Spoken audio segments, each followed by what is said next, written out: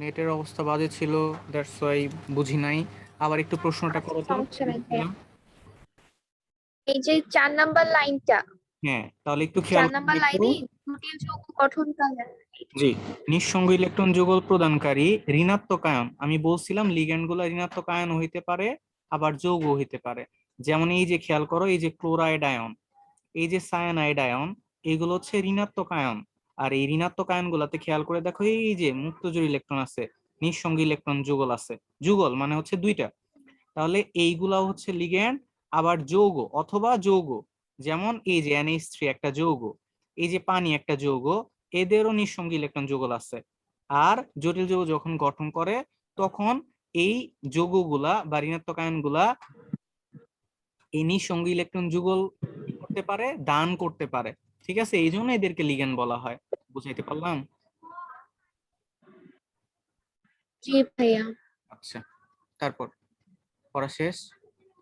বুঝছো? হ্যাঁ, পুরোটা পড়া হয়েছে, ভেরি বুঝছি। Good, very good. আচ্ছা, এখন একটু এই যে এইটুকু পড়ো সন্নিবেশ সংখ্যা থেকে। যদি কোথাও না বোঝো বলবা। এই আচ্ছা পর্যন্ত পড়ো।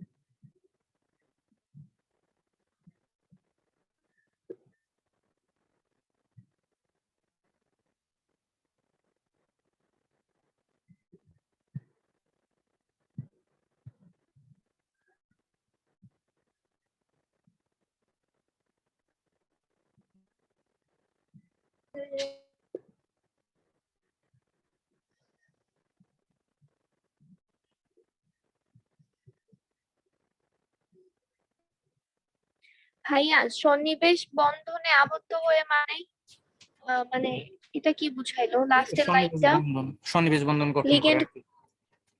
সন্নিবেশ বন্ধন গঠন করে ওইটাই। মানে লিগ্যান্ড গুলা ইলেকট্রন যখন দেয়, ওইখানে যে বন্ধনটা হয় এটাকে সন্নিবেশ বন্ধন বলে।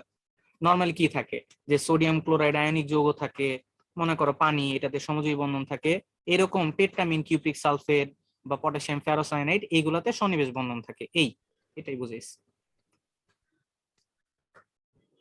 ওকে। জি ভাই, আর এখানে বললো যে সমশক্তির সংকর অরবিটাল গঠন করে। সমশক্তির দিয়ে কি বুঝাইছে আচ্ছা, এখানে? সমশক্তির একটা ব্যাপার বলি। যেমন ধরো 3D 4S আছে। 3D অরবিটালের শক্তি একরকম, 4S এর শক্তি আরেক রকম, তাই না? 4P এর শক্তি আরেক রকম। জি ভাইয়া। ভিন্ন ভিন্ন অরবিটালের শক্তি ভিন্ন ভিন্ন, কিন্তু যখন এই যে DSP এগুলা মিলে, ওই যে ডি থেকে একটা, এস থেকে একটা, পি থেকে দুইটা অরবিটাল মিলে যখন DSP2 সংকরায়নের মাধ্যমে সংকর অরবিটাল গুলা তৈরি করে, সংকরণের মাধ্যমে আসলে সংকর অরবিটাল তৈরি করে, মানে ওই যে ফাঁকা অরবিটাল যেগুলা তৈরি করলো, নতুন অরবিটাল যেগুলা তৈরি করলো, ফাঁকা অরবিটাল, এইগুলা হচ্ছে সংকর অরবিটাল বা ফাঁকা অরবিটাল। এই ফাঁকা অরবিটাল গুলাকে সংকর অরবিটাল বলে। বাট ওইখানেও চারটা ফাঁকা অরবিটাল তৈরি করে। ওই চারটা ফাঁকা অরবিটালের প্রত্যেকের শক্তি হচ্ছে সমান। সংকরণের আগে 3D-র শক্তি একরকম, 4S এর শক্তি একরকম, 4P-র পরে 4P-র শক্তি একরকম। কিন্তু সংকরায়ন করার পরে যে ওই যে চারটা বা ছয়টা ফাঁকা অরবিটাল তৈরি হয়, ওদের প্রত্যেকের শক্তি হচ্ছে সমান, সমশক্তির অরবিটাল হয়। এই সংকরণের আগে অরবিটাল গুলা শক্তি থাকে ভিন্ন ভিন্ন, কিন্তু সংকরণের পর যতগুলা সংকর অরবিটাল তৈরি হবে, তাদের প্রত্যেকের শক্তি হবে সমান। এটাই বোঝানোর চেষ্টা করছে। জি ভাইয়া। হুম। আর কোনো সমস্যা? না ভাইয়া। নাই, ভেরি গুড। সো আমরা হচ্ছে জটিল যৌগ থেকে সেকেন্ড যে টপিকটা, সেটা আমরা দেখব। আমরা জানি অবস্থান্তর ধাতুগুলা কি করে, রঙিন যৌগ গঠন করে, তাই না? জি ভাইয়া। আচ্ছা, অবস্থান্তর ধাতু হচ্ছে রঙিন যৌগ গঠন করে। তো আমরা এখন দেখব অবস্থান্তর ধাতু কিভাবে রঙিন যৌগটা গঠন করে। আচ্ছা, খুব সাধারণভাবে যদি বলি, একই কথাবার্তা, যে রঙিন যৌগ কিভাবে গঠন হয় এটা আগে একটু বলে দেই। বেসিক জিনিসটা কি, যে যৌগগুলা হচ্ছে রঙিন হয় কেন, বা যৌগগুলা হচ্ছে কালার আসলে কখন দেখায়। আম, বর্ণালী কিভাবে তৈরি হয় এটা জানো?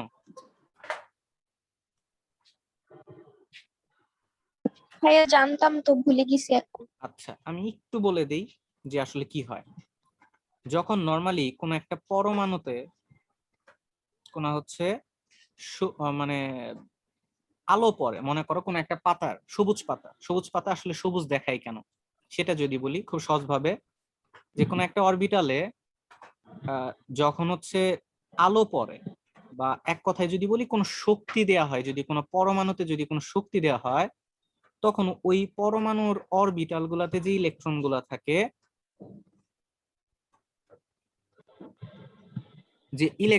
থাকে, সেই ইলেকট্রন গুলা ওই শক্তিটা শোষণ করে। আর যখন অরবিটালের ইলেকট্রন গুলা শক্তি শোষণ করে, তখন অরবিটালে যে ইলেকট্রন গুলা থাকে সেই ইলেকট্রন গুলা লাফ দিয়ে উচ্চ শক্তি স্তরে চলে যায়, বুঝছো? মনে করো শক্তি স্তর গুলা হচ্ছে দুই ভাইয়া রকমের। আবার বললে। জি, শক্তি স্তর গুলা হচ্ছে দুই রকম, অরবিটালের শক্তি স্তর বা হচ্ছে শক্তি স্তর গুলা দুই রকম, এক নিম্ন আর একটা হচ্ছে উচ্চ। তো মনে করো নিম্ন শক্তি স্তরে ইলেকট্রন গুলা আছে। এখন এই নিম্ন শক্তি স্তরে যখন ইলেকট্রন গুলা থাকে, তখন এইখানে যদি বাইরে থেকে শক্তি দেওয়া হয়, সেটা হইতে পারে আলোক শক্তি, সেটা হইতে পারে তাপ শক্তি, সেটা হইতে পারে বিদ্যুৎ শক্তি, যদি দেওয়া হয়, তখন এই ইলেকট্রন গুলা, নিম্ন শক্তি স্তরের ইলেকট্রন গুলা ওই শক্তিটা শোষণ করার পরে বা গ্রহণ করে, ওই শক্তিগুলা গ্রহণ করে উচ্চ শক্তি স্তরে লাফায়, বুঝছো? উচ্চ শক্তি স্তরে চলে যায়। কিছুক্ষণ পরে আবার উচ্চ শক্তি স্তর থেকে আবার নিম্ন জি শক্তি স্তরে ভাইয়া। ফেরত আসে। আর যখন ফেরত আসে, তখন শক্তিটা আসলে বিকিরণ করে। যখন উপরে যায়, তখন শক্তি শোষণ জি করে উপরে ভাইয়া, যায়। মনে পড়ছে এবার। আর যখন ফেরত আসে, তখন শক্তি বিকিরণ করে ফেরত আসে।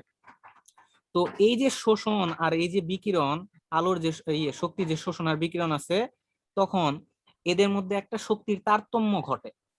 তখন মনে করো 50 জুল তারতম্য হলো। এই 50 জুল শক্তি পরবর্তীতে আলো হিসেবে এই পরমাণুগুলা নির্গত করে আলো হিসেবে। তখন আমরা ওই পরমাণুটা হচ্ছে ওই কালারে দেখি, যে কালারের আলো সে করে, আহ, বিকিরণ করে, সেই কালার আমরা দেখি। মোটামুটি এটা হচ্ছে বেসিক, বুঝছো? মানে খুব জি সহজভাবে ভাইয়া। যদি বলি, ইলেকট্রন নিম্ন শক্তি স্তর থেকে উচ্চ শক্তি স্তরে যায়, আবার উচ্চ শক্তি স্তরে নিম্ন শক্তি স্তরে ফেরত আসে। যখন নিম্ন থেকে উপরে যায় তখন শোষণ করে শক্তি, যখন উচ্চ থেকে নিম্নে আসে তখন শক্তি বিকিরণ করে। আর বিকিরণ যখনই করে তখন হচ্ছে আলোগুলা তৈরি হয় বা বর্ণালী তৈরি হয় বা রঙিন যৌগগুলা হয়। বোঝা গেছে? এটা হচ্ছে বেসিক জিনিস। জি ভাইয়া। আচ্ছা, এবার একটু খেয়াল করো, ডি ব্লক মৌল কেন রঙিন যৌগ গঠন করে বা কিভাবে গঠন করে, এখানে একটু পড়ো, নাকি আমি পড়বো বলো? ভাইয়া আপনি পড়ান। জি, আমি পড়তেছি। সো রঙিন যৌগ কিভাবে গঠন করে খেয়াল করো। জোট এই অবস্থান্তর ধাতুগুলার রঙিন যৌগ গঠন, এটা আসলে একটা মতবাদ অনুযায়ী দেয়া হয়, সেটাকে বলা হয় ক্রিস্টাল ফিল্ড মতবাদ বা সিএফটি, ক্রিস্টাল ফিল্ড থিওরি বা ক্রিস্টাল ফিল্ড মতবাদ, এই মতবাদ অনুযায়ী ব্যাখ্যাটা দেয়া হয়। তো খেয়াল করো, ক্রিস্টাল ফিল্ড মতবাদ অনুযায়ী আমরা অবস্থান্তর ধাতুর রঙিন যৌগ গঠন ব্যাখ্যা করতে পারি। অবস্থান্তর ধাতুর জটিল আয়ন গঠনকালে, এই যে আমরা একটু আগে দেখে আসলাম, জটিল আয়ন গঠনকালে অবস্থান্তর ধাতুর যে 5টা ডি অরবিটাল থাকে, সেগুলা সমান পরিমাণ শক্তির, সামান্য 5টা ডি অরবিটালের, যখন জটিল যৌগটা গঠন করে তখন হচ্ছে এই 5টা ডি অরবিটালে সামান্য পরিমাণে শক্তির তারতম্য ঘটে। ওই যে শক্তির যে পার্থক্যটা ঘটে, আমি একটু আগে যেটা বললাম, হ্যাঁ, বুঝতেছো? জি ভাইয়া। শক্তির তারতম্য ঘটে জি বলে ভাইয়া। সৃষ্ট জটিল আয়ন রঙিন হয়। অবস্থান্তর ধাতুর মুক্ত একক পরমাণুতে 5টা অরবিটাল সমশক্তি স্তরে থাকে বলে একে ডিজেনারেট অবস্থা বলে। এই পর্যন্ত বোঝা গেছে কি সংক্ষেপে কথাগুলা? জি ভাইয়া। আচ্ছা, এখন এইখানে একটা কথা বলছে, সেটা হচ্ছে কি ডিজেনারেট অবস্থা। দেখো, ডি অরবিটালটা কি 5টা না? জি ডিএক্স ওয়াই, ভাইয়া। D Y Z, D Z X, D X square hyphen Y square, আর একটা হচ্ছে ডিজেড স্কোয়ার। এই 5টা অরবিটালই হচ্ছে সমশক্তি সম্পন্ন, মানে এদের প্রত্যেকের শক্তি হচ্ছে সমান। এই অবস্থাটাকে বলা হয় ডি জেনারেট অবস্থা, বুঝাইতে পারলাম। আর অরবিটাল গুলাকে বলা হয় ডি জেনারেট জি অরবিটাল। ভাইয়া। প্রশ্ন আসতে পারে ডি জেনারেট অরবিটাল কাকে বলে? 5টি ডি অরবিটাল বা সমশক্তি সম্পন্ন অরবিটাল গুলাকে ডি জেনারেট অরবিটাল বলে, বুঝাইতে পারলাম। ভাইয়া 5টি সমসম্পন্ন। না, সমশক্তি সম্পন্ন অরবিটালকে ডি জেনারেট অরবিটাল বলে, সমশক্তি সম্পন্ন বা হচ্ছে যে অরবিটাল গুলার শক্তি সমান, জি ভাইয়া। সমশক্তি সম্পন্ন অরবিটালকে ডি জেনারেট অরবিটাল বলে। যেমন মনে করো পিএক্স, পিওয়াই, পিজেড, পি অরবিটালে 3টা আছে, এই 3টা সমশক্তি সম্পন্ন, এদেরকেও ডি জেনারেট অরবিটাল বলবে। আবার 5টা ডি জি অরবিটাল সমশক্তি সম্পন্ন, এদেরকেও ডি জেনারেট অরবিটাল বলবে, বুঝাইতে পারলাম। জি ভাইয়া। ওকে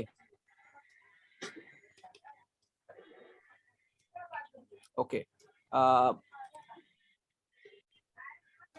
এইখানে এখানে একটু দেখে নাও এই জায়গাটাতে কি বলার চেষ্টা করছে, আমি একটু বলে দেই। তারপর হচ্ছে এখানে লেখা আছে, খেয়াল করো, এটা হচ্ছে Fe2+ এর ইলেকট্রন বিন্যাস, রাইট? 3d6, এই যে এই পাশে ছিল 4s0। জি ভাইয়া। আচ্ছা, আমরা হচ্ছে এইটা নিয়ে উদাহরণটা দিব, K4Fe6, K4Fe6। এই যৌগটা হলুদ কেন, বা এই যৌগটা রঙিন কেন, বা এই যৌগে Fe যে আছে অবস্থান্ত ধাতু, এই অবস্থান্ত ধাতু রঙিন যৌগ কিভাবে গঠন করছে, প্রশ্ন যদি এইগুলা করা হয় তাহলে এটা হচ্ছে উত্তর, ঠিক আছে? আচ্ছা, K4Fe6 এ Fe2+ আয়ন, অবস্থান্তর ধাতুই কি শুধু জি জি, অবস্থান্ত ধাতু রঙিন যৌগ গঠন করে, অন্যান্য পরমাণু করতে পারে, কিন্তু অবস্থান ডি ব্লক মৌলগুলোর মধ্যে, মানে এসপিডিএফ, এদের মধ্যে হচ্ছে ডি ব্লক মৌলের যারা অবস্থান্ত ধাতু তারা রঙিন যৌগ গঠন করে। জি ভাইয়া। আচ্ছা, তাহলে একটু খেয়াল করে দেখো তো, K4Fe6 এ আয়রন থাকে কি হিসেবে, Fe2+ হিসেবে, এটার ইলেকট্রন বিন্যাস এটা, আর্গন 3d6, বুঝছো? জি ভাইয়া। আচ্ছা, 3d6, ডি অরবিটাল কয়টা জানো একটু আগে বললাম? 5টা, 5টা। রাইট। আচ্ছা, এটা হচ্ছে ডি অরবিটাল, কয়টা ইলেকট্রন আছে? 6টা। 1 2 3 4 5 6, বুঝছো? এটা হচ্ছে জি কার? ভাইয়া। Fe2+ এর ইলেকট্রন বিন্যাস। একটু আগে পড়ে আসলাম, Fe2+ এর সাথে যখন এখানে সায়ানাইড যৌগটা গঠন হইতে আসে, তখন কি করে, এই সায়ানাইডের ইলেকট্রন গুলা দিয়ে এই ডি অরবিটাল ইলেকট্রন গুলা কি হয়, বিকশিত হয় না? জি ভাইয়া। যখন এইখানে এই বিকর্ষণটা হয়, তখন এই যে 5টা ডি অরবিটাল আছে, এই 5টা ডি অরবিটাল আলাদা হয়ে যায়, ভাগ হয়ে যায়। এই 5টা ডি অরবিটালের প্রথম 3টা কম পরিমাণে বিকশিত হয়, মানে 3টা অরবিটাল যে আছে, ইলেকট্রন গুলোও বিকশিত হয়, অরবিটাল গুলোও বিকশিত হয়। সো প্রথম 3টা অরবিটাল কম বিকশিত হয়, এই জন্য এরা তৈরি করা হচ্ছে নিম্ন শক্তি স্তর। আর পরের যে 2টা অরবিটাল আছে, এই 2টা বেশি বিকশিত হয়, এই জন্য তারা 2টা তৈরি করে উচ্চ শক্তি স্তর। তার মানে যখন এই জটিল আয়নটা বা জটিল যৌগটা গঠন করতে যায়, তখন এই যে লিগ্যান্ডের যে ইলেকট্রন গুলো আছে, এই ইলেকট্রন গুলা দিয়ে 3d অরবিটালটা বিকশিত হয়, হয়ে ডি অরবিটালটা ভাগ হয়ে যায়, বিভক্ত হয়ে গিয়ে প্রথম 3টা অরবিটাল মিলে নিম্ন শক্তির অরবিটাল তৈরি করে, আর পরের 2টা অরবিটাল মিলে উচ্চ শক্তির অরবিটাল গঠন করে, বুঝাইতে পারলাম? জি ভাইয়া। আচ্ছা, এইখানে 5টা ডি অরবিটালই ছিল সমশক্তি সম্পন্ন, এই জন্য এদেরকে কি বলা হয়তো, ডি জেনারেট অরবিটাল, তাই না? আর যখন এই জি লিগ্যান্ডের ভাইয়া। ইলেকট্রন দিয়ে বিকশিত হয়ে অরবিটাল গুলা 2টা অংশে ভাগ হয়ে যায়, তখন এটাকে বলা হয় নন ডি জেনারেট অরবিটাল, বুঝাইতে পারলাম?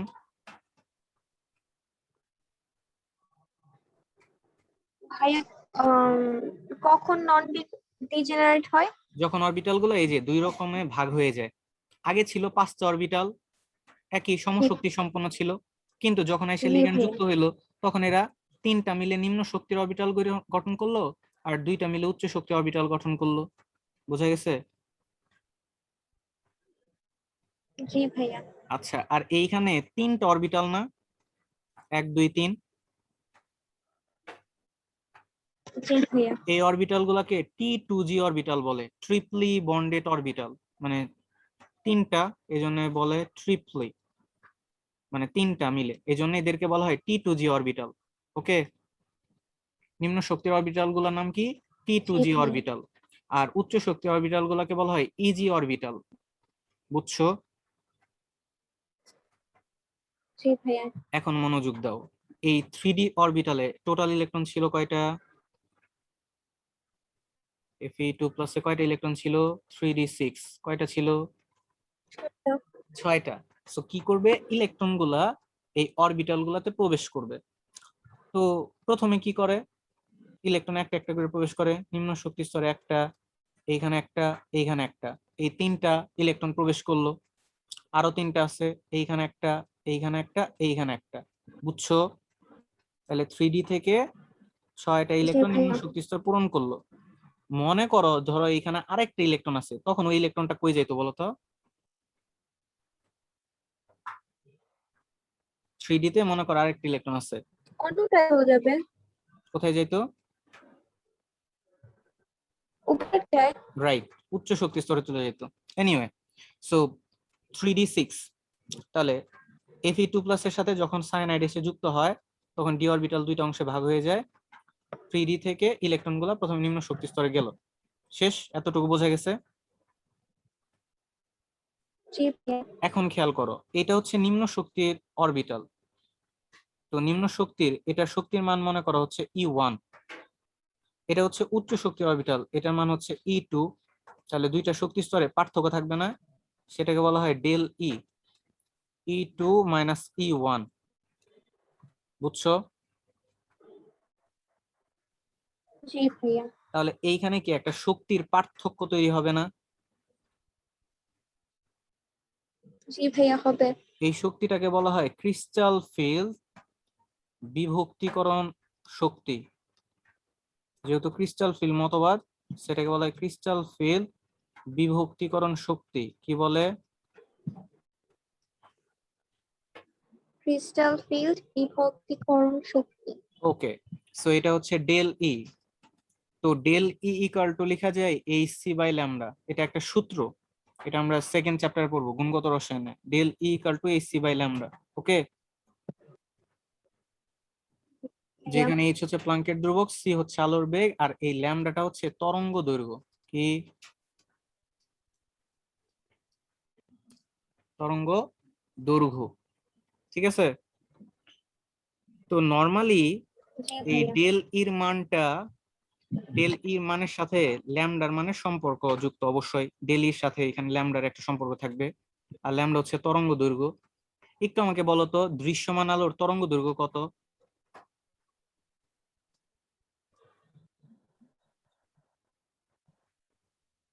ভাইয়া জানি না কত রেঞ্জের মধ্যে থেকে যেন ছিল। রাইট, 400 থেকে 700 ন্যানোমিটার। 400 থেকে 700 ন্যানোমিটার ল্যামডা তরঙ্গ দৈর্ঘ্য কত? দৃশ্যমান আলোর তরঙ্গ দৈর্ঘ্য কত? 400 থেকে 700 ন্যানোমিটার। তো নর্মালি এই অবস্থান ধাতুগুলো যে রঙিন যৌগ গঠন করে, এখানে ডেল ইর মানটা তোমার এই 400 থেকে 700 ন্যানোমিটার মধ্যেই হয়। ঠিক আছে? জি আর ভাইয়া। দৃশ্যমান আলোর বর্ণগুলা কি কি আছে বলতো? দৃশ্যমান আলোর মধ্যে ভাইয়া বেগুনি ছিল, তারপর নীল ছিল। জি, বেনিয়া সহ কলা, তাই না? না না বেগুনি, ভাইয়া। নীল, আসমানি, সবুজ, হ্যাঁ হলুদ, হ্যাঁ কমলা, হ্যাঁ। লাল। রাইট, আচ্ছা। তো এইখানে বেগুনির জন্য একটা রেঞ্জ আছে, যেমন 400 থেকে 425 হচ্ছে বেগুনি, নীল হচ্ছে 425 থেকে 450, আসমানি হচ্ছে। ভাইয়া এটা তো গুণগত রসায়নেও আছে। জি জি জি, ওইটা গুণগত রসায়নে আছে। এখানেও কি সেম? জি জি জি, গুণগত রসায়নের এইটাই সেম। আমি ওইখান থেকে এই টপিকটা আলোচনা করতেছি, এই যে দৃশ্যমান আলোর আচ্ছা। যে অংশটুকু। তো যেটা বলতেছিলাম, বেগুনি হচ্ছে 400 থেকে 424, ঠিক আছে। নীল হচ্ছে 424 থেকে 450, আসমানি হচ্ছে 450 থেকে 475, সবুজ হচ্ছে আরো। তার মানে এটা এক একটা রেঞ্জ আছে। ঠিক আছে? এইখানে যেটা বিষয় সেটা হচ্ছে, এই যে জি ভাইয়া। দুইটা অরবিটালের মধ্যে যে একটা শক্তির পার্থক্য তৈরি হলো ডেল ই, এই ডেল ইর মানের সাথে ল্যামডার একটা মান আছে। আমি ধরে নিলাম এই K4 Fe(N)6, K4 Fe(N)6 এর জন্য তোমার এইখানে এই ডেল ইর সাথে যে ল্যামডার মানটা আসছে, সেই ল্যামডার মান মান মনে করো তোমার আসছে হচ্ছে, আমি ধরে নিলাম ভাইয়া বেগুনি। ভাইয়া কথা শোনা যায় নাই। কথা শোনা যায় নাই? ভাই আপনার স্লাইড চলে গেছে। 1 মিনিট, 1 মিনিট। ঠিক আছে ভাই, এখন স্লাইড আসছে, কথাও শোনা যাচ্ছে, সব ঠিক আছে।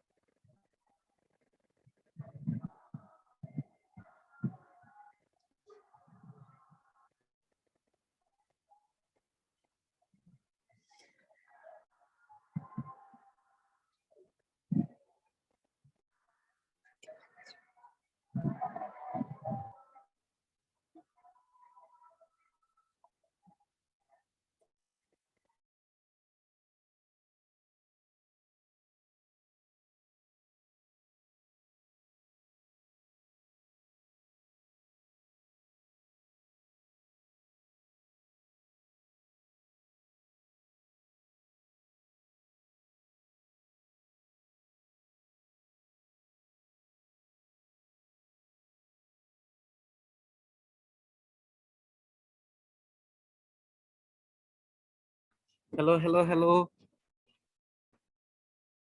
জি ভাইয়া।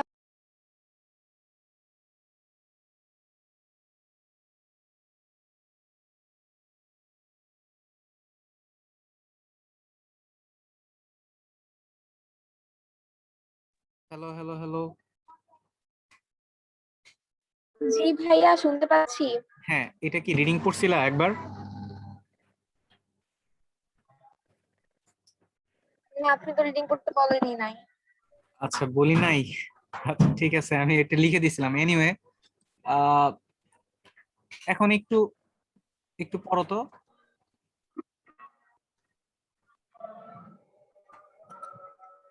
নাকি আমি পড়বো, বলো? স্লাইড তো নাই। স্লাইড নাই? দেখা যাচ্ছে ছে, না স্লাইড? ভাই আপনি পরে বুঝিয়ে দেন, তারপরে স্লাইড, নিজে নিজে বুঝবো না। স্লাইড দেখা যায়? স্লাইড? জি ভাইয়া দেখা যাচ্ছে, আপনি পরে বুঝায় দেন। আচ্ছা, ঠিক আছে, আমি পড়তেছি। ওকে, আমরা হচ্ছে এটা পড়বো যে K4 Fe6 এটা কেন হলুদ বা এটা কেন রঙিন যৌগ গঠন করে, তাহলে একটু খেয়াল করো। Fe2+ এবং Fe2+ Fe2+ এক কথা হচ্ছে Fe2+ এর 3d অরবিটালে 6টা ইলেকট্রন থাকে। সিএফটি মতে মানে ক্রিস্টাল ফিল্ড মতে আয়ন গঠনকালে বা লিগ্যান্ডের নিঃসঙ্গী ইলেকট্রন যুগলের অরবিটালটি ধাতুর ধনাত্মক আয়নের অর্থাৎ Fe2+ আয়নের সাথে যে 5টা ডি অরবিটাল থাকে এই অরবিটাল গুলার মধ্যে, এগুলা দরকার নাই, এগুলা কোনো দরকার নাই, এই 5টা ডি অরবিটাল গুলার মধ্যে প্রথম যে 3টা থাকে, 5টা অরবিটালের মধ্যে প্রথম যে অরবিটাল গুলা থাকে প্রথম 3টা, তার মানে DXY DYZ DZX, এই 3টা অরবিটাল কম বিকর্ষিত হয়, কম বিকর্ষিত হয়। Fe2+ এর সাথে যখন লিগ্যান্ড এসে যুক্ত হয় তাহলে লিগ্যান্ডের ইলেকট্রন দিয়ে Fe2+ এর 3d অরবিটালের যে প্রথম 3টা অরবিটাল আছে তারা কম বিকর্ষিত হয়, এবং পরবর্তী যে 2টা অরবিটাল আছে dx2y2 আর dz2, পরবর্তীতে এই dx2 dx2 y2 আর একটা হচ্ছে dz2, এই অরবিটাল গুলা লিগ্যান্ডের ইলেকট্রন যুগল দ্বারা অধিক বিকর্ষিত হয়। ঠিক আছে, এই বিকর্ষণের কারণে 5টি ডি অরবিটালে শক্তির তারতম্য ঘটে। এই পর্যন্ত বুঝছো? জি ভাইয়া। এই শক্তির তারতম্য অবস্থাকে বলা হয় নন ডিজেনারেট অবস্থা। এটুকু বুঝছো? জি ভাইয়া।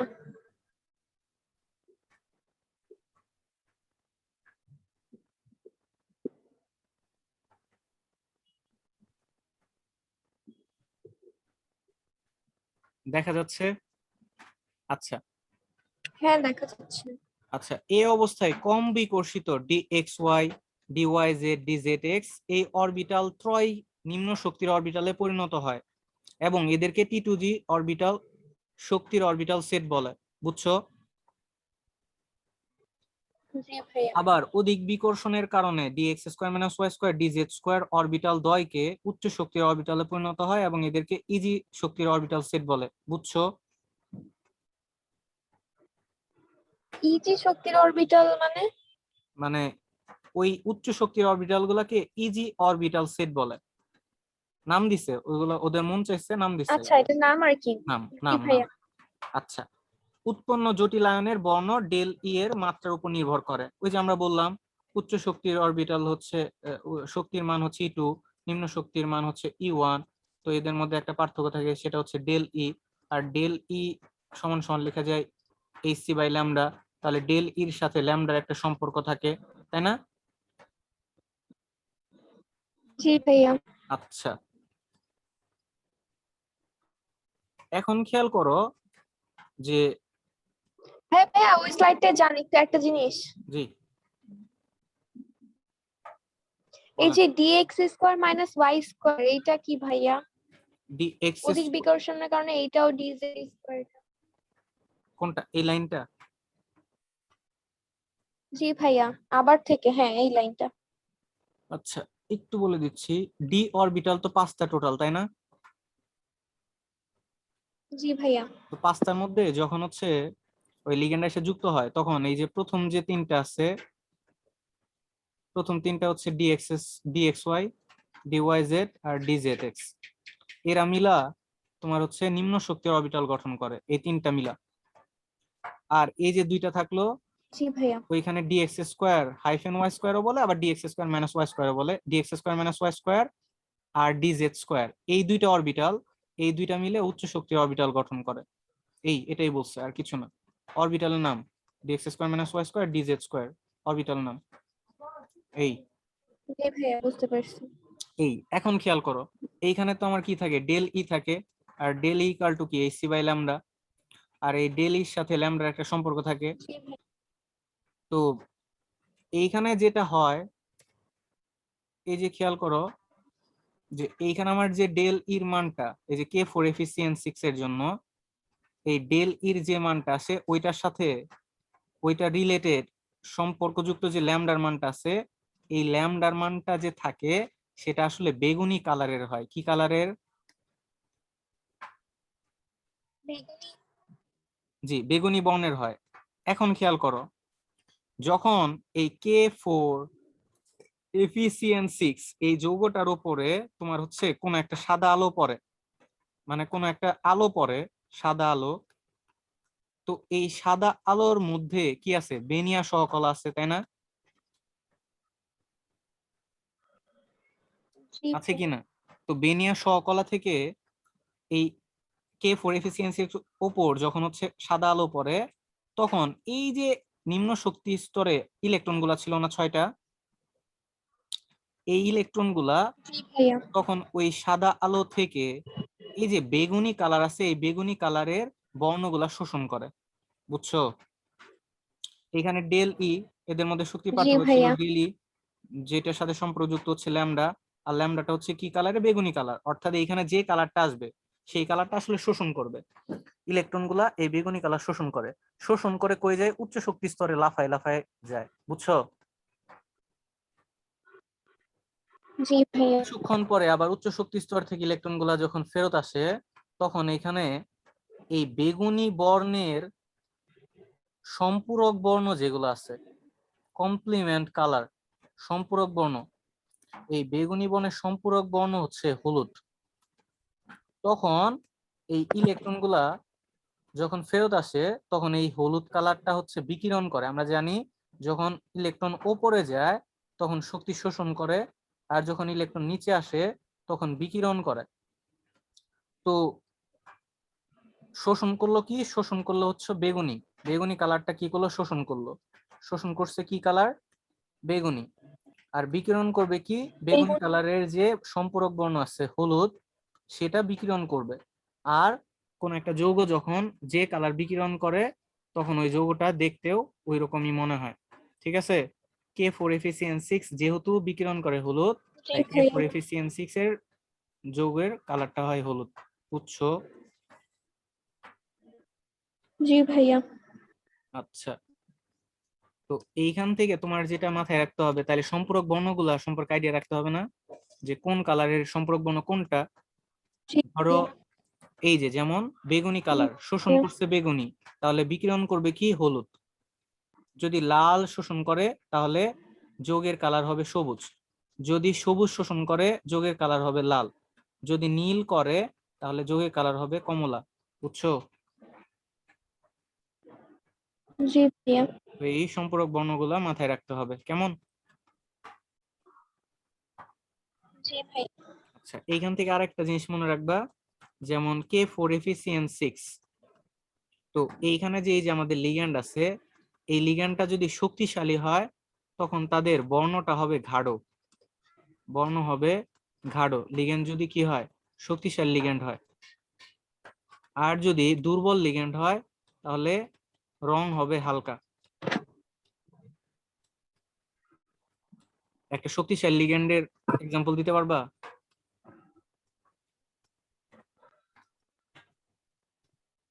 ভাইয়া শক্তিশালী অনেকগুলো ছিল। দুইটা ছিল, NH3 সায়ানাইড। আহ, ভাইয়া সিএন তো ছিল। জি, NH3 ও ছিল, সায়ানাইডও ছিল। H2 তো ছিল ভাইয়া। H2 হালকা, দুর্বল, শক্তিশালী না। H2 ছিল দুর্বল। ওকে। ক্লোরিন ক্লোরিনও কি দুর্বল? হ্যাঁ। জি জি, ক্লোরিন জি ক্লোরিনও দুর্বল। ভাইয়া। জি। আচ্ছা, এটা যদি বুঝে থাকো তাহলে এই জিনিসটা একবার পড়লেই তুমি মোটামুটি এই রঙিন যৌগের টপিকটা একদম ক্লিয়ার হয়ে যাবে। সো এইটা একটু পড়ে নাও এখন, যে জায়গাটাতে বুঝবা না ওইটা আমাকে বলবা। আচ্ছা। এই যে অবস্থান ধাতু রঙিন যৌগ গঠন। দাগানোটা শুধু করবো না? না, এইখান থেকে এই যে 2 থেকে পড়া শুরু করবা, এইখান থেকে এই পর্যন্ত পড়বা। আচ্ছা। পড়ো।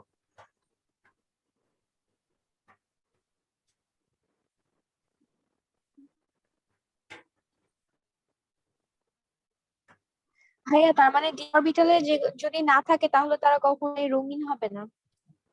ডি অরবিটাল না, এই বিষয়টা হচ্ছে অবস্থান্তর ধাতু হওয়া লাগবে। আর অবস্থান্তর ধাতু হওয়ার প্রথম শর্তটাই হচ্ছে ডি অরবিটালে ইলেকট্রন থাকা লাগবে। তার মানে ভাই অবস্থানরত ধাতু না হলে রঙিন যৌগ হবে না। না। আচ্ছা ঠিক আছে।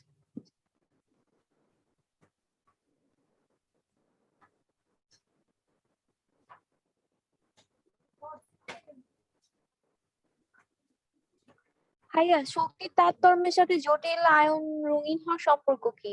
এখানে যে বললো শক্তির তারতম্য ঘটে বলে সৃষ্ট জটিল আয়ন রঙিন হয়। আবার একটু বলো কি প্রশ্নটা। ওই যে শোষণ বিকিরণ হয় এই জন্য। জি জি জি।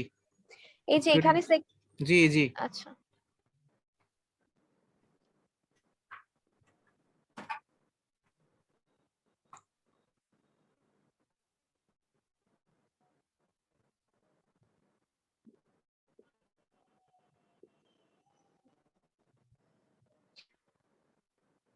ভাইয়া ঊর্ধ্বমুখী ও নিম্নমুখী পার্থক্য ঘটে মানে ওই যে ডেল ইটা বুঝাচ্ছে না?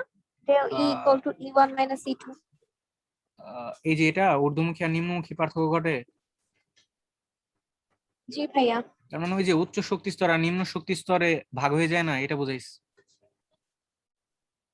এই বিকর্ষণের আচ্ছা কারণে 5টি ডি অরবিটালের মধ্যে শক্তির সামান্য পার্থক্য ঘটে। তার মানে হচ্ছে 2টা মিলে উচ্চ শক্তি স্তর হয় আর 3টা মিলে নিম্ন শক্তি স্তর গঠন করে, এটা বুঝাইছে। একে ডি অরবিটালের নন ডিজেনারেট অবস্থা বলে। জি ভাইয়া।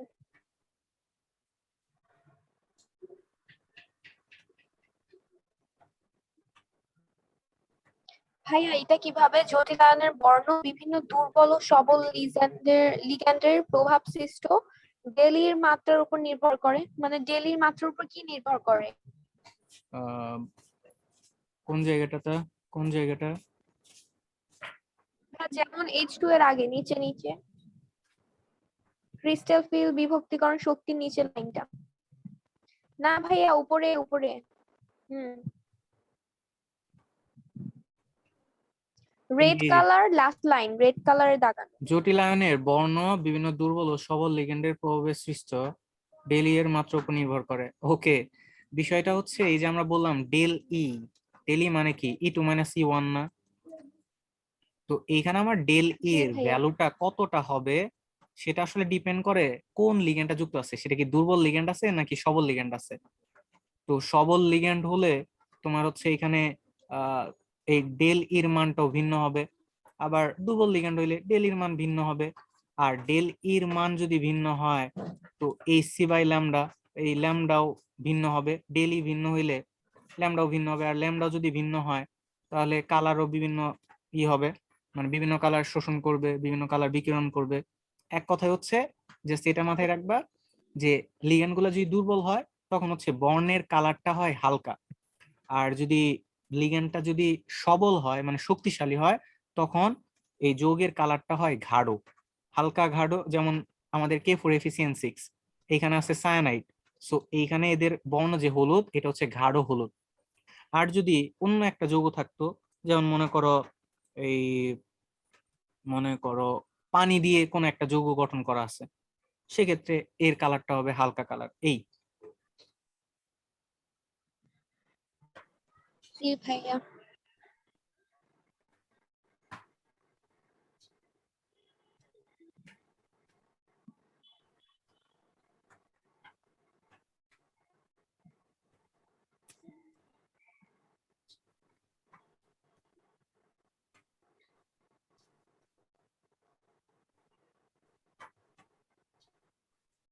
হ্যাঁ বুঝছি বাকিটুকু। এইগুলো বুঝছো, নিচের নিচের এগুলো পড়ছো? ভাইয়া। জি ভাইয়া। Very good. এটা তো আপনি যে বলেই দিছিলেন। জি জি, তাহলে তো ভেরি গুড। আচ্ছা,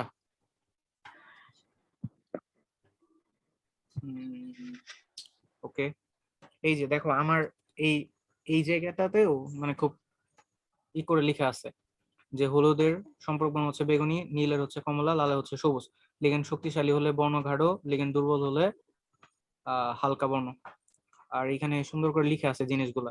T2G মানে হচ্ছে ট্রিপলি বন্ডেড অরবিটাল, আর আর ভাইয়া জি এই টপিক গুলা হচ্ছে গিয়ে মানে এই টপিক গুলার তো আপনার এই লেকচারটা পুরাটা মনে রাখলেই তো না, মানে জি এখানেও যা বইও তো তাই, বইতে একটু জি এক্সট্রা কথাবার্তা অ্যাড করার। জি জি জি ঠিক আছে। এটা আমার লেখা। হ্যাঁ, এই যে এটা যেটা দেখতেছো। এনিওয়ে, যেটা বলতেছিলাম, তাহলে আমরা অবস্থান ধাতুর বৈশিষ্ট্য পড়তেছিলাম। তাহলে আজকে আমরা অবস্থান ধাতুর কি কি পড়ছি? এই যে জটিলায়ন, রঙিন যৌগ, এই দুইটা আমাদের পড়া শেষ। ওকে। জি ভাইয়া। প্রভাবক হিসেবে কাজ করে, এটাও বলে ফেলছিলাম। প্রভাবক হিসেবে কাজ করে তোমাকে ফার্স্ট পেপারের 4th চ্যাপ্টারে বলছিলাম না যে প্রভাবক কিভাবে কাজ করে? জি ভাইয়া। ক্রিয়া কৌশল একটা বলছিলাম না, ওই যে তোমার হচ্ছে অধিশোষণ তত্ত্ব মনে আছে? ওইখানে আয়রন বা নিকেল এগুলার অধিশোষণ তত্ত্ব, ওই যে বিক্রিয়কের একটা অংশ প্রভাবকের পৃষ্ঠতলে যুক্ত হয়, অপর অংশের সাথে বন্ধন দুর্বল হয়ে যায়, মনে পড়ে কি? ভাইয়া এটা তো ডিটেলস পড়ার নাই, জাস্ট বলছিলেন ওই যে বই থেকে প্রভাবক গুলো আছে, কোন প্রভাবকের কি কাজ সেগুলো করতে। না, আমি হচ্ছে এটাও পড়ছিলাম। হ্যাঁ, তুমি হচ্ছে লেকচারটা আরেকবার আজকে একটু দেখবা। হ্যাঁ, ওইখানে হচ্ছে এটাও দেখাইছিলাম, আমি ভিডিওটা দিবনি। আচ্ছা আচ্ছা, যে জিনিসটা বলতেছিলাম যে অবস্থান্ত ধাতুগুলো হচ্ছে তোমার এই, ভাইয়া, ক্লাস শেষ না? ক্লাস শেষ করে দেন এখন, অনেক কিছু করে ফেলছি আজকে। আচ্ছা অনেক কিছু, হ্যাঁ এটা হচ্ছে জাস্ট একটু জাস্ট বলে দিচ্ছি। হ্যাঁ, এগুলা ডিটেলসে নাই পড়া, এখানে হচ্ছে জাস্ট একটু আলোচনা করে দিই, এই টপিকটা আর ফার্দার আলোচনা করব না। তো প্রয়োগ হিসেবে কাজ করে, এটা হচ্ছে ওই যে ওইটা পড়লেই হবে, আমি ভিডিওটা আবার দেখাবনি। আর হচ্ছে পরিবর্তনশীল যোজ্যতা প্রদর্শন করে, যেমন হচ্ছে এই যে Fe2+, Fe3+, কোথাও যোজনী হচ্ছে 2, কোথাও যোজনী হচ্ছে 3। তো এটা একটু পড়লেই পাবা। আর প্যারাচুম্বকত্ব প্রদর্শন যে আছে, এটা একটু জাস্ট দেখাই দিতেছি, মানে অলরেডি পড়ানো হয়ে গেছে, জাস্ট ভাইয়া দেখাই দিতেছি। আজকে দেখান না, নেক্সট দিন দেখান। মানে পড়ানো হয়ে গেছে, নতুন কিচ্ছু না, নতুন কিচ্ছু না। জাস্ট প্যারাচুম্বকত্ব বিষয়টা কি, জাস্ট এটা বলবো। প্যারাচুম্বকত্ব মানে বিষয়টা হচ্ছে ইলেকট্রন দ্বারা বা চুম্বক দ্বারা হচ্ছে আকর্ষিত হয়। এই প্যারাচুম্বকত্ব বিষয়টা কি? প্যারাচুম্বক মানে কি? চুম্বক দ্বারা আকর্ষিত হয়। ওকে। জি ভাইয়া। আচ্ছা, আর ডায়াচুম্বক কি? ডায়াচুম্বক বিকর্ষিত হয়। প্যারাচুম্বক মানে আকর্ষিত হয়, ডায়াচুম্বক মানে বিকর্ষিত হয়। ঠিক আছে, ঠিক আছে। জি ভাইয়া। আচ্ছা, ওকে। সো প্রশ্ন যেটা আসে সেটা একটু জাস্ট বলে দিচ্ছি। যে প্রশ্নটা আসে যে ধরো K4Fe6, তো এটা প্যারাচুম্বকত্ব দেখায় নাকি ডায়াচুম্বকত্ব দেখায়? প্রশ্ন এইভাবে আসে। এই K4Fe6, এই যে জটিল যৌগটা আছে, এটা প্যারাচুম্বক দেখাবে না ডায়াচুম্বক দেখাবে, এটা প্রশ্ন আসে।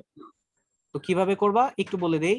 যদি ইলেকট্রন, এই যে জটিল আয়ন যে আছে, এই জটিল যৌগ যে গঠন করছে, এইখানে যদি ইলেকট্রন যুগল থাকে তাহলে হচ্ছে ডায়া, আর যদি ইলেকট্রন সিঙ্গেল থাকে তাহলে হচ্ছে প্যারা। ঠিক আছে, প্যারাচুম্বকত্ব দেখাবে। তাহলে বলো তো, এটা ডায়া নাকি প্যারা? ডায়া নাকি প্যারাচুম্বকত্ব দেখাবে? ডায়াচুম্বকত্ব। ভেরি গুড, ডায়াচুম্বকত্ব। এই তো শেষ আমাদের, এটা দেখাবে ডায়াচুম্বকত্ব। ঠিক আছে। আচ্ছা, এটা কি জি দেখাবে? ভাইয়া। এই যে নিকেল, নিকেল টেট্টা কার্বনিল, এটা কি দেখাবে? ডায়া নাকি প্যারা? প্যারা। হ্যাঁ, ডায়াচুম্বকত্ব। ডায়াচুম্বকত্ব। Very good. আচ্ছা, এটা কি দেখাবে বলো তো? এই যে টেটামিন কিউপিক সালফেট। ওই দেখতেছি একটু। ও আসছে আসছে, প্যারাচুম্বকত্ব হবে। ভেরি গুড, এই তো শেষ আমাদের। ঠিক আছে। তো আমাদের এই অবস্থান্ত ধাতুর যে 5টা বৈশিষ্ট্য ছিল, এইখান থেকে মোটামুটি এইগুলো সম্পর্কে পড়লেই হয়ে যাবে। ওকে। জি ভাইয়া। আচ্ছা, আজকে তাহলে এই পর্যন্তই, শেষ আমাদের এই টপিক শেষ। ঠিক আছে ভাইয়া, চলে যাবো। হ্যাঁ, আল্লাহ হাফেজ।